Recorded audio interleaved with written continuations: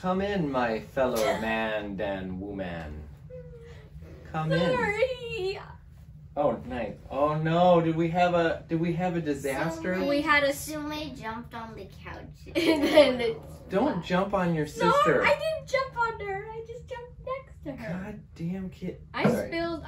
Should I go get a napkin? No, just sit there in the wetness.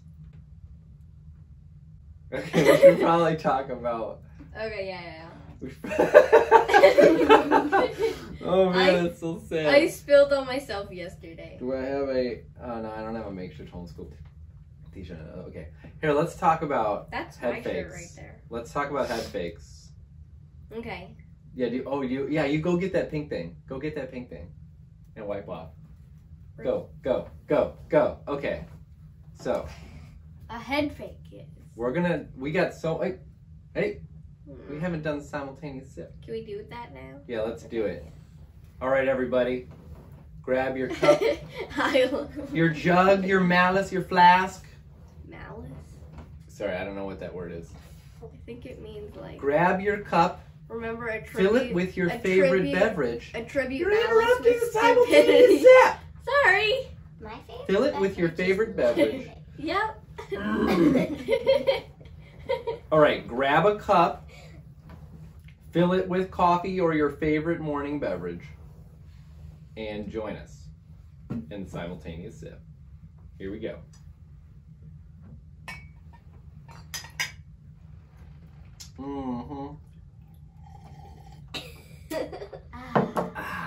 All right, Isla. Sit your butt down. We got a lot to cover here. Come on. All right. So, what's a head fake? People logging in, they're like, I know what Minecraft is. I don't know what head fake is. Well, let me tell you what head fake is. There's a famous lecture called The Last Lecture that is part of this set of videos and books that we've continued to share with our daughters and other young people. And the last lecture is the story of a professor who was diagnosed with cancer. And he gave a last lecture to his students, who were mostly software engineers. That was his thing. He was into virtual reality. And in this last lecture, he talked about a lot of things that he was doing with his kids. And some of the things that that he taught them, he didn't teach them because he wanted to teach them just that thing, but because he wanted to show them something else. And so one example was he was teaching them football, but he didn't really, teaching them football wasn't really his goal.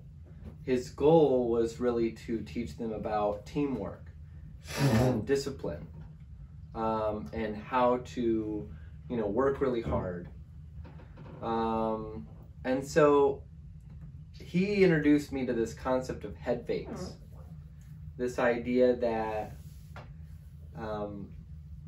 you can teach your children, or even, have experiences yourself where you dive deep into something and you get something else out of it that you never really anticipated. And so we want to talk about Minecraft, but in large part it's because there's this huge head fake with Minecraft. There's just all kinds of ways that we're, having tons of fun, but also learning some new things that we want to talk about. So By the way, that was the wet couch. Oh, it was. I thought you made a giant Oh, I fart. totally thought that was a fart. Yeah. Oh my gosh, Nice. yeah. Oh wow. Can you just keep doing that periodically Yeah. throughout? Just like, so today, wait, get ready. So today, nice. Oh my gosh, I thought you made a giant fart. I'm like, why am I not smelling it? So Isla, you need to move closer to Sume. Okay. Or we need to get a proper tripod for our Facebook Live. Yeah, and not lean We it against the have stack 3. of books. Yeah. We do have 3 tripods. We do have a lot We of need tripods. 4. We need 4. We need 4. We need more So let's tripods. talk about the head fakes for Minecraft. So we're live on Facebook Wait, and does Periscope right now. Facebook have the link to Benjamin's article or no? Yeah, but a different article. Oh, a different one. So we have multiple young people that are learning things through Minecraft as part of that head fake. And so we linked to 2 different ones. Just when we ask like these kids what they're interested in, like a lot of the times then they just say Minecraft. So we're trying to come up with ways to turn that into like more of an educational experience. I'd say half of the virtual school that we've created has been a tool for helping young people learn to use their love of Minecraft to expand their love of learning and head fake their way into accidentally learning other things. Yeah. And so we're doing this in a wide variety of ways. There's a lot of opportunity Java. to use Minecraft as a learning tool. One is So like we're probably going to be here for a couple hours. Yeah. Everybody Find a cozy spot. Find a cozy spot. But seriously though, let's get into some of the. Yeah. Well, one of them is just writing about why they like Minecraft or things they can do to improve Minecraft or just like Minecraft. comparing Minecraft versus with another other- game that's yeah. Sure, but that's arguably the least exciting Right. way. You can write about Minecraft. Woo! Don't Like, you just love I writing? just kids? love it. It's like, why would you even want to Making a play Minecraft when you video. can write about it? Oh yeah. Yeah. Yeah. You can make a video about Minecraft though. That would So- be more fun. There are a lot of videos of just a screen recording. Seriously, of come on, people kids. playing. Put out all the other ways we're learning with Minecraft. Come on. Okay, Java. we're using JavaScript to try to like alter Minecraft to make things like cooler, I We're guess. also Like where you can walk into a certain amount of space and then like a bunch of mobs will spawn. Also, we're using like we're also using coordinates. I'm learning how to use coordinates to copy a number of blocks in their space and then to paste it. So you basically can just copy and paste. Okay, yeah, that's a Instructions. really good one. So Isla's learning three-dimensional objects, like, and how to think in terms of a three-dimensional surface, using Minecraft, using the commands like there's a fill command, and also a clone command, where you can take an object. So I actually used the clone command to build a castle in like an hour. So I built a tower, and then I was able to identify the coordinates of where the tower was, move my little Minecraft dude around, and clone the tower several times to then build this castle. And then I used a fill command to fill in the walls between all the towers. Boom, instant castle. And so using these, and you have to know X, Y, Z coordinates in order to do that. Mm-hmm. So Isla was getting her head wrapped around this idea of how to think in terms of three-dimensional spaces. I mean, that's fabulous. I mean, I remember I was first introduced to this idea when I was in 6th grade, when I first started doing algebra. And I gotta tell you, Minecraft, way more fun way to learn X, Y, Z coordinates than algebra. Also, you designed the shed that you wanted to build in Minecraft. I was just wandering around and then there's just this giant shed. Oh yeah. Oh that's a great example. Okay, so we were, yay. Oh, I don't have a fro anymore. Okay. Or like you're just flicking your head. So we were gonna get another shed. We wanted to get a shed on the side of our existing shed. Well, talk about it. Come on. So we wanted to build a shed next to our existing shed to maybe have a little. We were going camping, and then we got a cabin, and so we thought that was really cool, living in a little cabin. So we thought we could build one, and then to design it, we made it in Minecraft. So then we could just like understand. It would be so fun to design a cabin. We were in Minecraft. You were. I don't think we were. Oh yeah. Yeah. So we're including. So I was like, okay, well, every 4 blocks was a foot. Yeah. And then I just designed a cabin that I wanted in Minecraft instead of sketching it out on a piece of paper, which I can't do. I'm not a very good drawer. That's our shed. So it's I designed a circle. shed. I designed a shed in Minecraft, you know, using this layout, and I was able to just see it. It's like this 3-dimensional, you know, representation of what I wanted. So, you know, that was really great. That was really helpful. It was another learning opportunity. Should we talk about? So I haven't really talked to you guys about this, but I did talk to Isaac about leading the research on getting a super duper Minecraft server. It'll probably require like maybe, I don't know, it might not require coding, but like importing mobs into your server, maybe it would like, you're also gonna learn like computer skills by trying to like search up the mob and stuff, because it's not all in Minecraft when you're trying to do that. You also have to like find the package, download it, which I do use like when I'm connecting Firebase to Flutter. Firebase is like a back-end database, and Flutter is just where I make just the code. When I'm there she goes. Talk about software again. When I'm connecting, we're talking about Minecraft. I have to download a Google plist file and then put it into my Flutter in order to connect those things. So it's kind of like the same kind of idea, I guess. We all know you're building apps. Okay. So Minecraft. One of the students in our school, his name is Isaac. He's a cool dude. But he told me a few days ago, he's like, you know, I just don't love writing as much as you. And I'm like, you and the That was from the ways to get out of doing chores is now on YouTube. Oh yeah, check it out on the Weekle channel. Oh yeah, the girls just put out a new That's new one movie. of the scenes. It's pretty hilarious. All right. So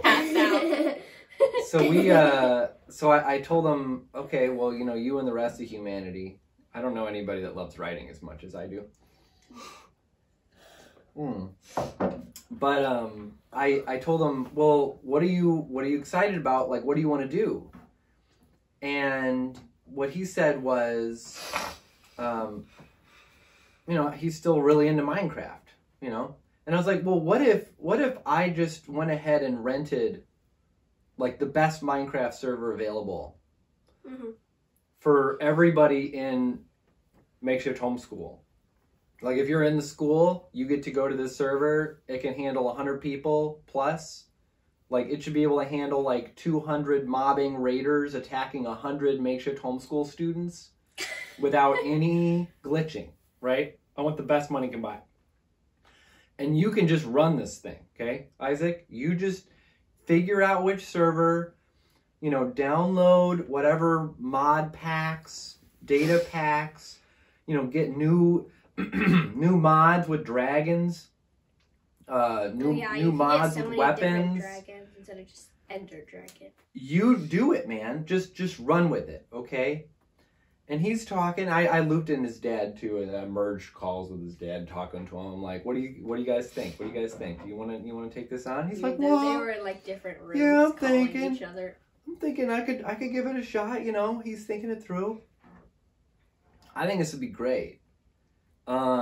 Because what are you gonna learn from that, right? This is another head fake. It's like he's not really learning Minecraft. Like people's games were glitching just by having like 20 campfires, and then the smoke was coming up and it was like glitching everybody. What kinds of things is Isaac gonna learn if he does this? Computer skills, how to like... Computer skills, nunchuck skills, biking skills. Come on, computer skills. I mean, like, you'll be ways able to, to, like, like- connect things and, like, import packages. Like, that's something that you do use in coding a lot, and I won't get into the Also- specifics this time. Also, he'll learn more about like searching things up and researching. Research. Computer skills.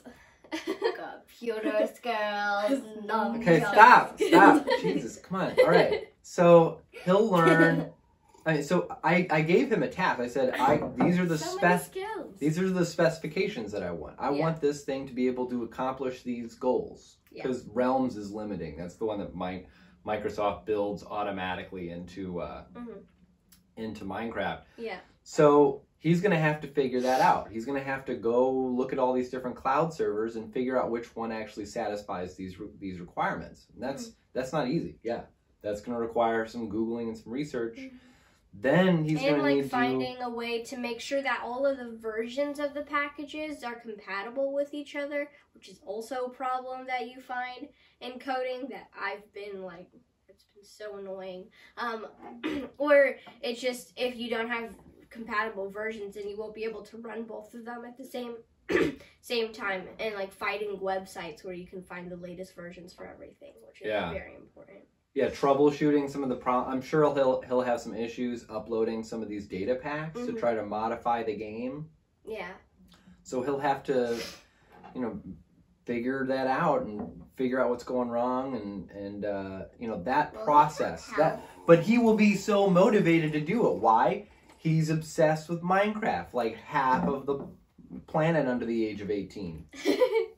And perhaps a few 35-year-old bald men, Yeah, a few. Not naming names. You're not bald. You still Oh, have slightly less bald. Yeah, it's hair. less bald. Like Yeah, I think I might move the plant over a little bit. Remember Jackie was pointing out that she thought it was my hair on accident? Yeah, I looked in it, and for a second I'm just like, oh my gosh, is that your Yeah, hair? I might have to do that. So that's another head fake, but we got lots more. So there was another one, actually the article that's linked on Facebook Live right now is the one Minecraft that's... versus Fortnite. Yeah.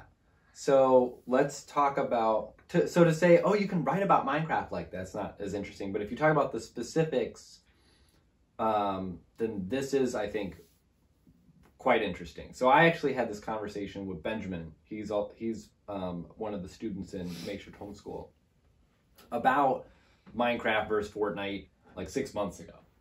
Mm-hmm. And that idea popped into his head a few weeks ago. And then he wrote this article. It was like a few months ago. Maybe not a few, but like a couple months ago. All right. So he writes this article comparing the two games. And, this is one of these things that if your son or daughter is really into something that you consider to be like more like just not really an academic pursuit, but they're really into it, like Minecraft, you can ask them, well, what is it that you like about it? Why do you like this game compared to that game, right? And then when they start to articulate those views, then there's a head fake there, right? They're learning how to, communicate better, but they're also learning some valuable critical thinking skills. So he put down some interesting thoughts about the differences there. Also, I just remembered I wrote an article about lessons from fiction and just talking about how you can learn about things from fiction books, even though like a lot of people are like, oh, you should read nonfiction to learn stuff. But I think it's just kind of related to the idea of taking something like Minecraft or some of these games and trying to turn it into learning opportunities. Although it does require a little bit more like thought instead of just, oh, well, beavers, blah, blah, blah. So, like, just talking about facts and stuff. Yeah. Yeah. It can also help kids who can't read good. Yeah. beavers have big front teeth. So there's other things too. So we also created our own adventure. Oh. And then we played it with other people until my kids didn't like the adventure anymore. Yeah, we played it 3 times. Yeah, but it was really cool. Wow. We basically built like Dungeons and Dragons into into Minecraft realms. It made it more realistic, so you couldn't just like click on a block and all of a sudden you have it, because with like it would take you an hour. I want Isla to share some more about this. So Isla, tell everybody about what we did and how that was like an interesting learning opportunity for you. So basically what we did is we basically made this adventure where there's this also where there was everybody was a different person. Like some people were dwarves. You have night vision, but you're a little bit slower, but you're better at mining. Also, some people were elves like Sume. She can jump higher and she's faster. So, but how did we do that? That's not a normal part of the game, is it? No. So how did we do that? So we have this space inside the ground. We just made a giant space. And we have all these command blocks in there. And what we did with these command blocks is we put in commands to make Sume jump higher, make Sume faster, make different people dwarves, and have them have these different abilities. That was really cool. How do you use a command block to change the game?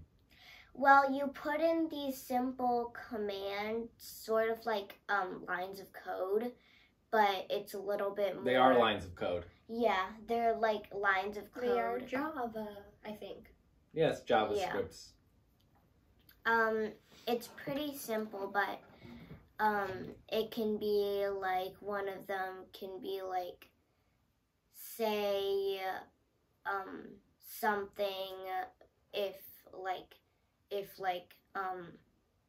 it's in this number of blocks. If it's in the number of There are like chain commands where once that chain is activated, another like block is gonna be activated, and so it's kind of like a if and else statement, sort of, where like if this happens, then run this. Yeah. Yeah. So Isla started to do to learn a bunch of JavaScript just by using Minecraft and putting these scripts into these command blocks. That was another Headfake. And then I'd say the last one I'll do is talking about building with redstone. Oh, so yeah, there's I like totally forgot. so there's about like this that. whole other kind of odd aspect of the game where they've basically built electricity into it, so you can learn about circuits. Yeah. Hey, Daddy. Yes. I did finish the gate, and now it's just a big redstone. Yeah. Well, at some point you can hop in there and try to finish it up. I was like, yay, I'm so excited. Thanks for reminding me. Kids love learning. Yay! So, Sand doesn't activate. So anyway, there's just a lot of different ways that young people can use a game like Minecraft to learn a lot of other things that apply to many other aspects of life. So that's what we mean by Minecraft Headfake. Should we wrap it up? Sure. All right. Well, thanks for joining us, and feel free to join us every morning at 7:30 Monday through Thursday. So not every morning? Not every morning. Monday through Thursday mornings. And then also, we still have some spots left on our homeschool, our virtual homeschool. So if you want to sign up for that, go to makeshifthomeschool.com. And also, for clarification, you don't have to take out your kid from school in order to use our platform. Yeah. Most everybody that's in our virtual school is using it as a supplement to their traditional education. It's basically filling in a lot of gaps that they're not getting as much of. So, for example, lack of collaboration and interaction with other young people, lack of the opportunity to both learn and teach with other young people, lack of say in what it is that they get to do. Right. The inability to take the things that they're doing for school and easily share it with other young people as well as family and friends and other folks that they want to which has become a little bit easier since it is virtual now, so less things are just on paper. So we're basically targeting these pain points with our virtual school and having a lot of success with that. So yeah. All right. Well, it's gonna be a fantastic day. Yay!